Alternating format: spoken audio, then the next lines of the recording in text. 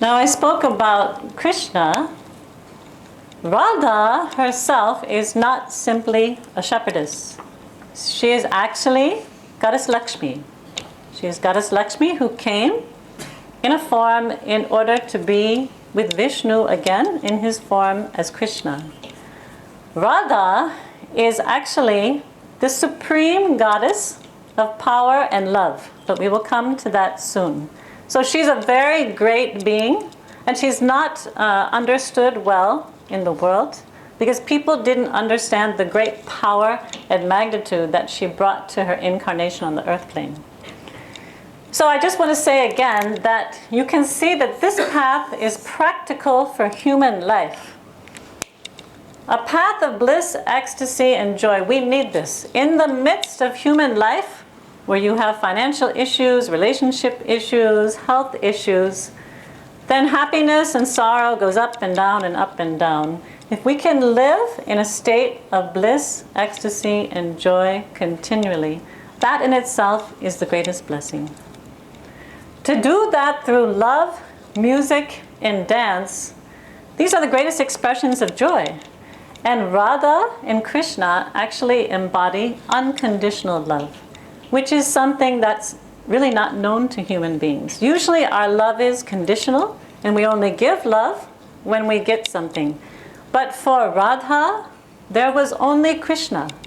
In fact, a great saint explained the inner meaning of Radha, that she was the epitome of devotion to the extent where she kept the image of Krishna's feet in her heart day and night. It never left her. She was pure love and devotion for Krishna. So she's the embodiment of love, showing us the path of devotion to God. And this leads to attracting all material abundance and enlightenment. You can see, if you know people in your life who are very happy and joyful, they attract people to them, they attract opportunities to them. It's difficult to be around people who are sad and sorrowful and angry. Happiness and joy is actually a spiritual discipline. It's a spiritual discipline, and it attracts everything to you.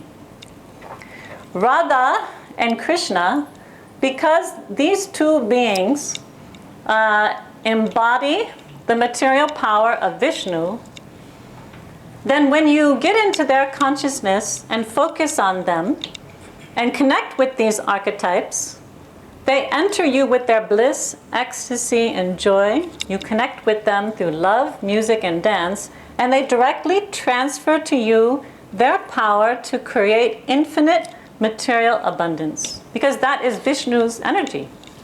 That's his divine power. He's the one that creates all the abundance in the world. And the beauty about this path is that it also leads to enlightenment. And often in life, we either have a lopsided view of things. People think that God's over here and money's over here, and that the two cannot come together. Or truth is here and beauty is here, and the two again are split. But on this path, God and money come together perfectly. Beauty and truth live together perfectly. So this is what Dr. Pillai calls a 200% life. Many of you know that he's been teaching all the techniques on how to contact Shiva, who is 100% spirituality. Now that he's bringing in the paradigm of Radha and Krishna, it calls upon human emotions and human expressions of joy in order to create material abundance. So this is a practical path for human beings. If we entirely devote ourselves to spirituality, we have a very lopsided life. Because we need to be with our family, we need to be with our friends, we need to go to our jobs and make money, or make money in other ways. We have to be constantly creating matter. And Radha and Krishna have the power to create matter and to transfer that to you when you connect with them.